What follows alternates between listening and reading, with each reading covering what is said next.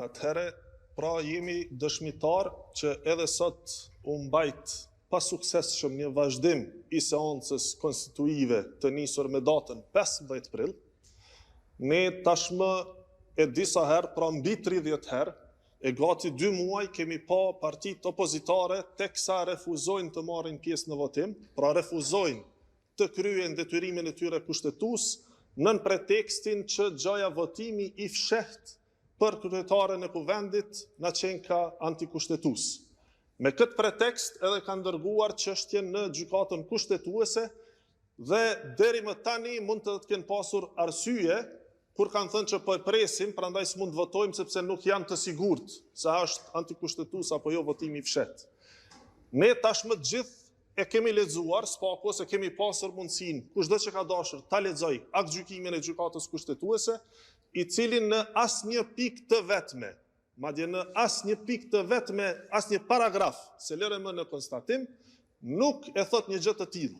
Pra votimi i fshehtë përkundrazi në paragrafin 141 dhe në paragrafin 180 të aktgjykimit të ri të publikuar gjykatës kushtetuese e thekson që deputetët pra mund të votojnë në mënyrë të hapur apo të fshehtë për kryetarin e kuvendit, mund votojnë për, kundër ose abstenim, mirë po gjithashtu thot që është detyrimi secili deputet të jetë prezent dhe të marrë pjesë në votim. Pra, nëse mund të përmblidhet seanca e sotme, ajo çfarë ndodhi, është që kryesuesi i seancës, zotëri Dehari, e vazhdoi aty ku kishte mbetur, pra procesin e votimit të komisionit për votim të fshehtë. Pra edhe njëherë po e theksoj diçka që nga gjykata kushtetuese u vlerësua që është në përputhje të plotë me kushtetutën në paragrafin 141 dhe paragrafin 180, ndërkaq ata që shkelën kushtetutën realisht ishin vetë deputetët e opozitës duke mos marrë fare pjesë në votim. Pra shkelësit e vetëm të kushtetutës edhe në këtë seancë dhe tani më të konfirmuar, sepse le të themi që pas kanë pasur më dyshjet e tyre dhe arsyet e tyre që të mos marrin pjesë në seancat e kaluara, për kësaj radhe e kemi aktgjykimin e gjykatës kushtetuese që thotë që votimi i fshehtë është i lejuar, është në përputhje me kushtetutën dhe deputetët janë të obliguar të jenë prezent dhe të marrin pjesë në votim. Ne tashmë kemi dëgjuar që ata prezantojnë apo pretendojnë që përmes juristëve, të cilët i konsiderojnë si më të mirët e grupeve të tyre, qoftë PDK, qoftë LDK, të japin interpretime mbi interpretimin e gjykatës kushtetuese. Që gjaja votimi i fshehtë na qenë ka ndaluar, por nuk e kemi pas një prej tyre pra që të ofroj qoftë edhe një paragraf të vetëm në tërë aktgjykimin ku thuhet një gjë e tillë. Pra është e pavërtetë, është e pasaktë. Ndoshta në jetën private mund të jenë jurist të mirë. Mirë po e kemi pa që në praktikën dhe rregullat parlamentare nuk kanë edhe shumë njohuri. Kjo e ka dëshmuar edhe me rastin e votimit për verifikimin e mandateve. Domethënë, të njëjtit jurist pa të ndonjë interpretim i cili për një 2-3 ditë na futi në ngërç.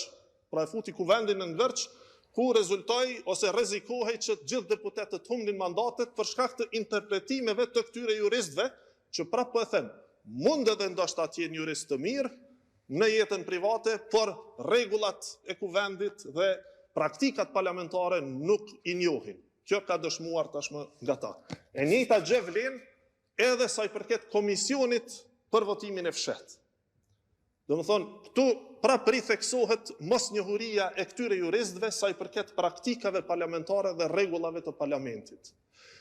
Sepse fillimisht tentuan të thonë që votimi i fshehtë në vetvete është antikushtetues, gjykata e tha të kundërtën, tha votimi i fshehtë në paragrafin 141 dhe paragrafin 180 lejohet, madje deputetët obligohen të votojnë, ndërkaq tash kur e pan që aktgjykimi tha që votimi i fshehtë lejohet dhe është në përputhje me kushtetutën, tash kanë kaluar në këtë interpretimin që gjaja komisioni i cili po tentohet të formohet për votim të fshehtë, na qenë ka antikushtetues sepse përbën ndryshim të rendit të ditës. Po besoj e keni dëgjuar këtë.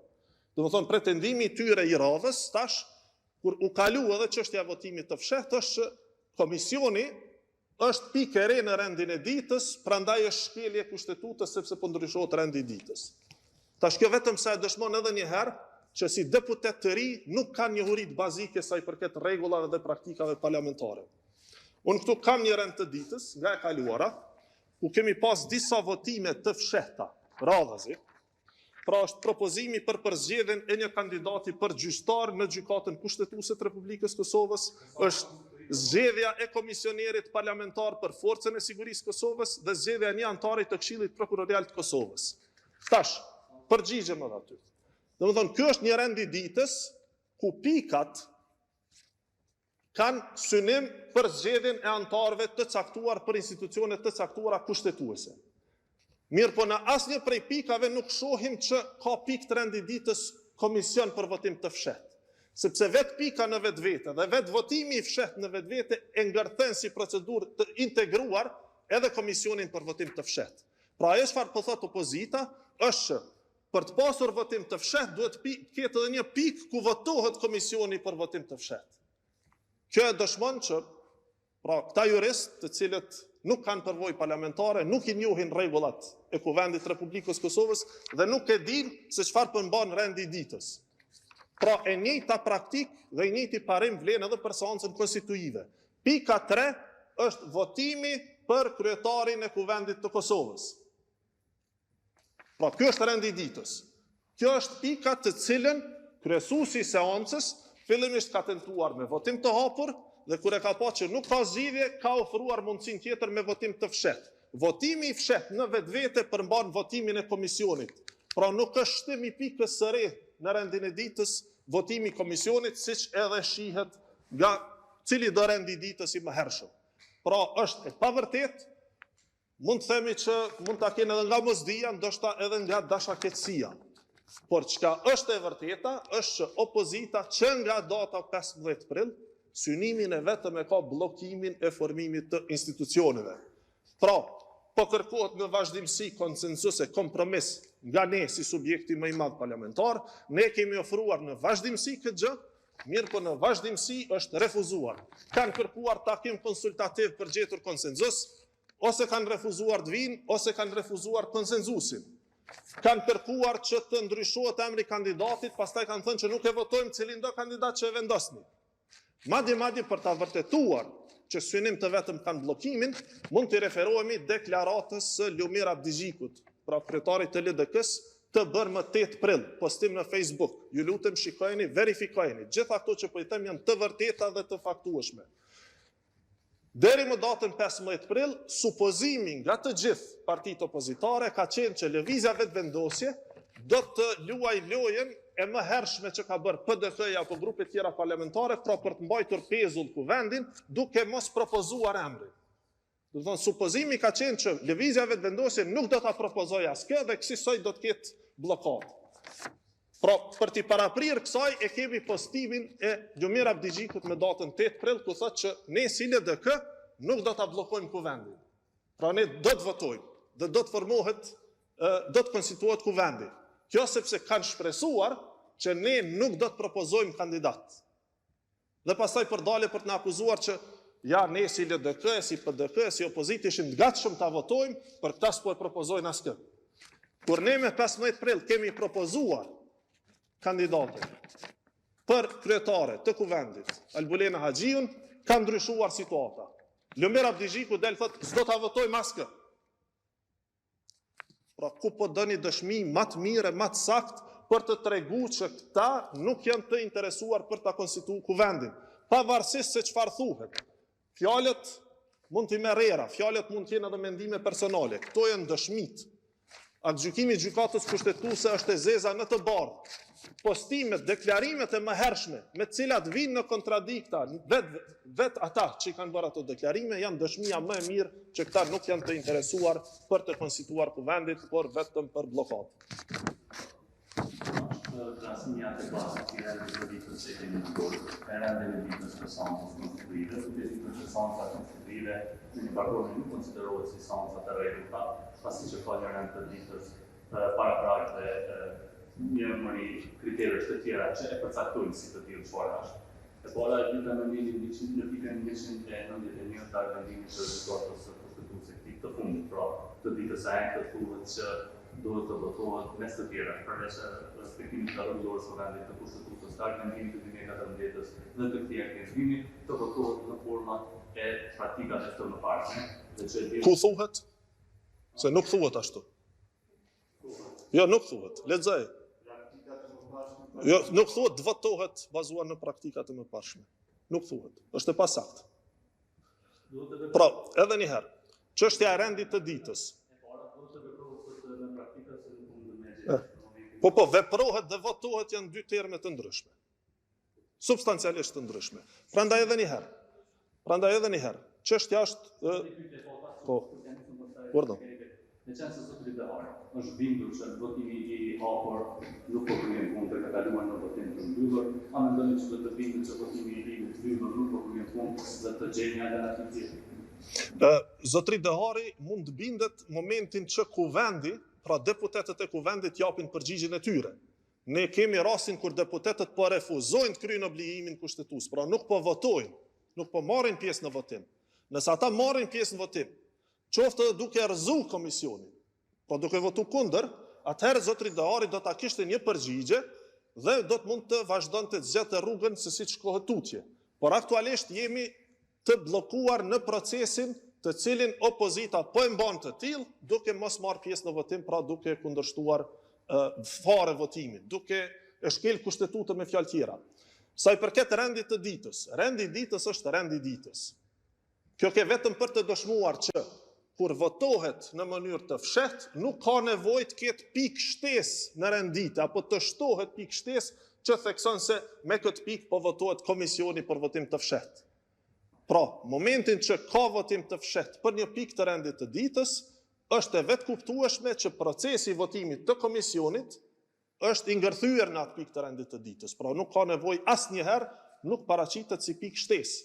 Kjo ke për ta dëshmuar dhe për ta çmontuar propagandën që tash sa ditë pra po mundohet ta shtyj përpara opozita, që nga dita kur gjykata kushtetuese u çmontoi propagandën e mëparshme që votimi i fshehtë na qenë ka antikushtetues. Sepse gjykata kushtetuese e rikonfirmoi që votimi i fshehtë është pjesë përbërëse dhe është mundësi e lejuar për të votuar për kryesinë e kuvendit.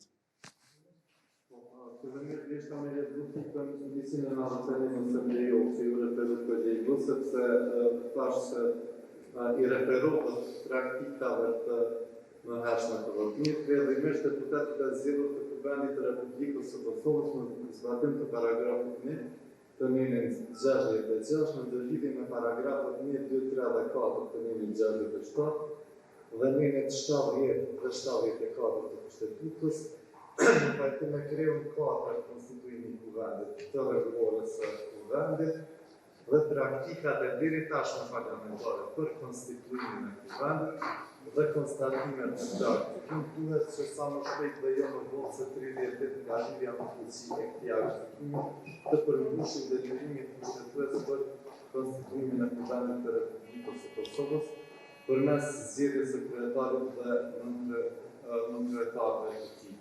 Çfarë ka element tjetër përveç votimit për konstituim? Çfarë mund të është votimi përveç se Por nuk është fjala votim aty. Jo, veç ta qartësojmë. Domethënë, ishte citimi pasakt nga ana e juaj. Pra këtë po mundohemi sepse kemi të bëjmë me çështje kushtetuese, pra jemi të kujdesshëm, ju lutem. Kemi të bëjmë me çështje kushtetuese dhe duhet kemi kujdes për çdo fjalë. Praktika e mëparshme nën kupton që partia fituese e propozon dhe zgjedhet kandidatit tyre. Kjo është praktika e mëparshme. Po kjo është praktika e mëparshme. Faleminderit.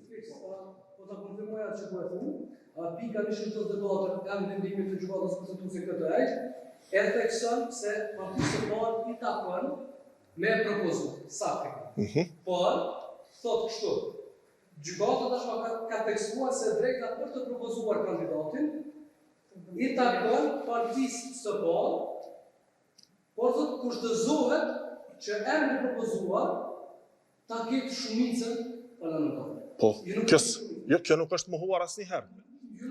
Këtë e thot kushtetuta, s'ka nevojë me thonë opinioni. Dhe ne kemi bërë çmos që të sigurohet kjo shumicë, por në vazhdimsi kemi hasur në blokada. Pra, ai interpretim aty, ajo pikë vazhdon edhe më tutje nëse lexon. Se domethënë PDK-ja e ka paraqit këtë pjesën e parë të interpretimit të atij paragrafi, por pjesa e dytë thotë që edhe partia fituese ka obligim pra që të sigurojë shumicën përmes konsensusit, diskutimeve, konsultimeve, kompromisit, por thotë edhe partitë tjera që kanë pozitat e nënkryetarit, apo jo, pra partitë që kanë pozitat e nënkryetarit në kryesi duhet të bëjnë të njëjtën gjë dhe nuk duhet të lëshohen në bllokadat të ndërsjella. Pak a shumë nëse e parafrazova saktë të thot, apo jo. Domethënë këto e kemi thonë prej ditës parë. Unë personalisht këtu para jush kam thonë që ose duhet të shkojmë tutje me parimin dhe praktikën e deri tanishme ku kandidati, propozimi i partive që kanë antar në kryesi nuk duhet të kontestohet, ose nëse shkilet ky parim, atëherë kalojmë në një spirale tjetër negative ku secila parti pastaj ja kontestojnë njëri tjetrit dhe bëhet bllokade pafundme. Nëse partitë tjera opozitare e kontestojnë propozimin tonë për kryetar të kuvendit, ngjashëm mund të bëjmë ne, duke i kontestuar antarët që ata propozojnë për nën kryetar. Dhe pastaj kalojmë në bllokadë të pafundme. Këtë kemi thënë duhet ta evitojmë dhe duhet të kthehemi në praktikën e mëparshme ku propozimi nuk i kontestohet askujt që është drejt kushtetuese. Zoti Murati, ta jemi të kujdesshëm dhe të jemi të kujdesshëm. Të mos shkohemi shumë në interpretime të gjata, sepse Jo, është paragrafi i gjatë. Është paragrafi i gjatë. Propozimi ndërlidhet me shumicën. Ju nuk e keni shumicën. Pse insistoni në një propozim që nuk e ka shumicën? Jo, ne insistojmë në propozimin i cili është e drejt kushtetuese e garantuar. Ne kemi Tash unë e pres opozita me qenë kaq entuziast, por vetëm leni ty përgjigjem. Pra, propozimi ynë bazohet në të drejtën kushtetuese ekskluzive si parti fituese dhe grupi parlamentar më i madh për ta dhënë këtë propozim. Tani, se a duhet sigurohen votat, deri më sot si ka pas askush votat i vetëm ta bëj pra propozimin dhe votimin për kryetar të kuvendit. Por u takon partive të tjera parlamentare, të cilët kanë antar në kryesi, që të votojnë. Përndryshe përfundojmë në blokada të njëanshme. As partia e dytë në kuvend nuk i ka votat. Nuk i ka, apo i ka? A i ka partia e dytë votat për nën kryetar? A i ka? Nuk i kanë. I kanë 24 deputet. I kanë 24 deputet. Partia e tretë i ka 20 deputet. Do thonë janë larg numri 61. Mirë po ata po thonë që propozimet e tyre nuk duhet të kontestohen fare. Pra këtë që ata e propozojnë duhet me automatizëm të miratohet, ndërka që propozimin tonë që është drejt kushtetuese ekskluzive, ata kërkojnë që të negociohet. Ne edhe kemi ofruar, kemi thënë, le të diskutojmë dhe le të kemi dakordim të gjithanshëm. Pra në pakët të pajtohemi për gjithë antarët e kryesisë. Dhe mund t'i vendosim në votim pastaj me radhë. Ne kemi ofruar kompromisin që zonja Haxhiu e ka bërë, pra e ka bërë publik tashmë javën e kaluar, ku thotë se është e gatshme, pra është e gatshme që të tërhiqet nëse në tentativën e parë ku votojnë deputetët nuk i bën 61 vota. Pra ky është kompromisi. Ky është kompromis. Cila është frika e partive të opozitës, pra që nuk guxojnë as me provu votimin e fshehtë. Pra këtë pyetje besoj do duhej t'ua bëni atyre. Prej nga frigohen, pra prej çka frigohen, që nuk dëshirojnë as ta provojnë votimin e fshehtë. Kjo do të gjithë të ngërqin. Le ta provojnë. Nëse votohet, kemi kryetarët e të kuvendit. Nëse nuk votohet, sepse është e drejtë jona kushtetuese. Prandaj insistojmë. Pra nëse nuk votohet, zonja Haxhiu me vetë vullnetin e saj, përkundër kërkesave tona, pra ka vendosur, ka ofruar tërheqjen si kompromis. Dhe ky kompromis pra po refuzohet. Dhe po shkilet kushtetuta për gjatë refuzimit duke mos votuar.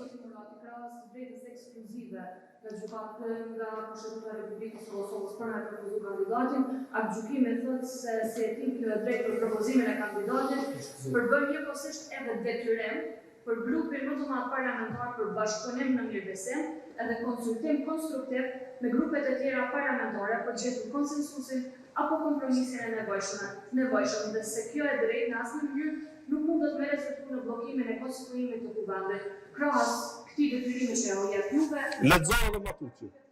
Sakt. Do të thonë gjitha partitë kanë këtë detyrim, apo jo? Sakt. I kemi tash nëse mundemi në fund dy tabore, juve, Lëvizje Vetëndosës si parti e parë, edhe i kemi partitë e tjera që janë dukshëm ma pak se ju. Ata e mbajnë qëndrimin e vetë, ju e mbajnë qëndrimin e ju.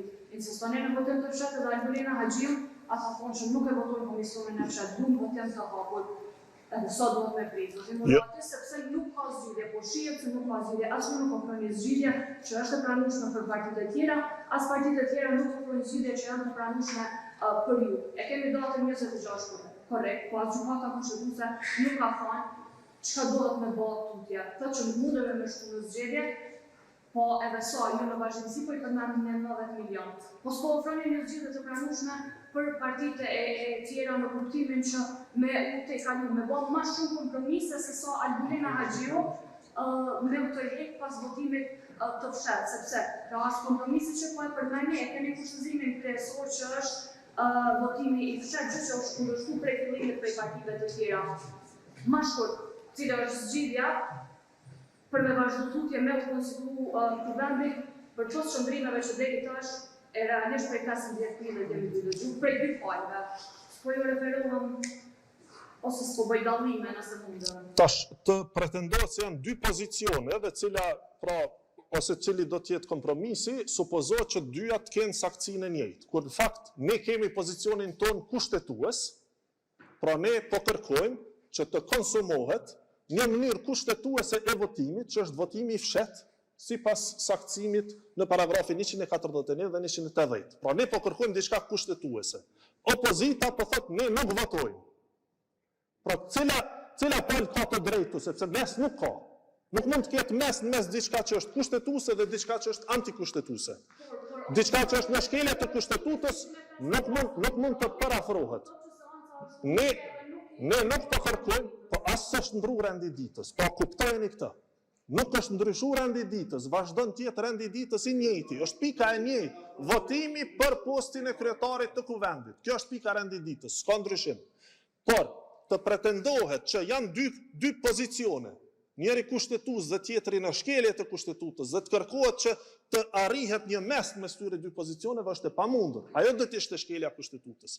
Çka ne po kërkojmë, në fakt ne nuk po kërkojmë as të detyrohen deputetët për te obligimit të tyre për të votuar. Ne po kërkojmë të konsumohet votimi fshet dhe nëse edhe ky format votimi rezulton që nuk sjell rezultat, e keni kompromisin e prezantuar nga Zonja Haxhiu që thotë që do të tërhiqen. Pra, çka ju kushton opozitës me ja dhënë një shans votimit të fshet dhe pastaj vazhdojmë tutje. Do të thonë, frika nga votimi i fshet është iracionale, nuk ka shpjegim. Cili është shpjegimi pse kryetarët e partive të opozitës e kanë frikë votimin e fshet?